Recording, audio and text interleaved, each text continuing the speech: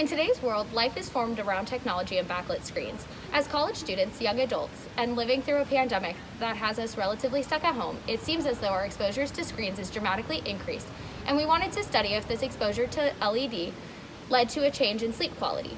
For our study, we conducted our study from a Sunday to Thursday night. We set up 3 control nights on nights 1, 2, and 4, which there was no phones or TV allowed for 30 minutes leading up to bedtime. On nights 3 and 5, our participants were randomly assigned to using social media on their phones for 30 minutes before bed on one night and TV for 30 minutes before bed on the other. Our hypothesis was that using screens right before bed would impact sleep quality, but more specifically, social media would impact the quality of sleep greater than TV use. Our reasoning behind this was the active use of social media that social media requires. By scrolling through your phone, our brain is more engaged and thus more wired. As we try to fall asleep after, we are not feeling tired because we have just spent the past 30 minutes actively engaging in what we were doing on our screens. Whereas with TV, we were exposed us to light. We imagine that the fact that it's farther away from your face and that it's a more passive activity would allow for easier transition into sleep. Another idea was that our brain would have more opportunity to slow down and relax, so it would be easier to fall asleep quicker on TV days. Unfortunately, our data did not show any significant results in the impact of sleep quality and actually showed an increase in sleep efficiency for most of our participants on experimental days. However, as we interviewed our participants, they reported feeling more rested after control days, and they found that they were able to fall asleep faster on TV days than social media days. Here's what our data showed. We noticed that most of our participants had relatively consistent sleep and wake times, as well as average high sleep efficiency.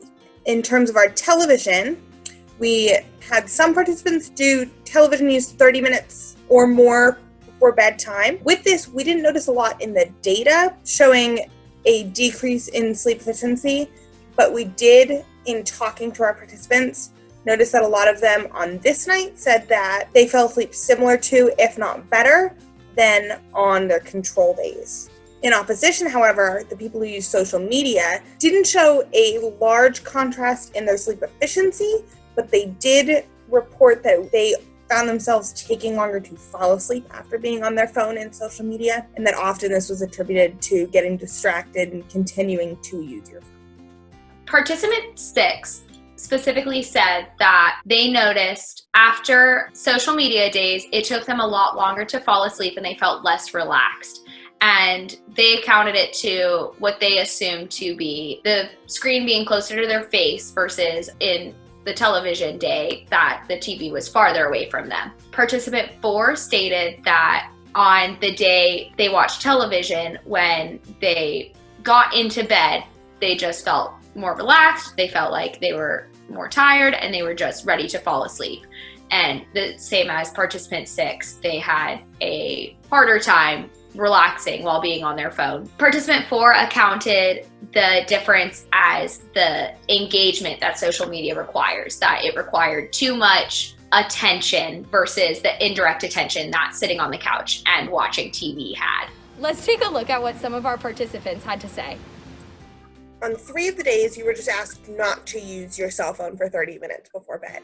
How do you think that impacted your sleep?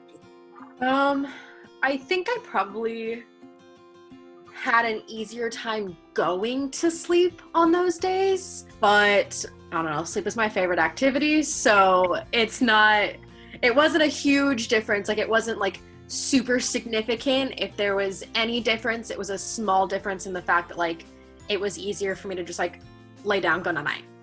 I was up later more significantly the night that versus like the controls and the TV night, the night that I was on social media. I noticed that out of all the things, it was the hardest to fall asleep if I'd been using my phone right before. On those days where I was part of the control, I just like resorted to reading from like a book, like a paperback book, and I just noticed that it was a lot easier for me to fall asleep.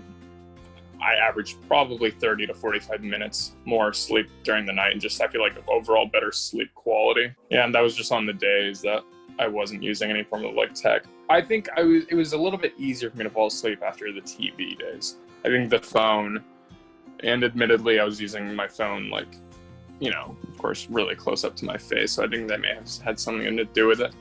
But yeah, it was definitely harder on those nights to fall asleep, but the TV night was a little bit easier. They were both still difficult, but you know. Overall, our study did not show conclusive data. However, we did learn a lot about the overall subjective sleep quality when exposed to screens before bed. Whether our data was conclusive or not, there is something to be said for all of our participants noticing a difference in their sleep quality, even if the numbers didn't necessarily show it. Knowing you feel better the next day after no screen exposure before bed can definitely impact day-to-day life. Thanks for watching.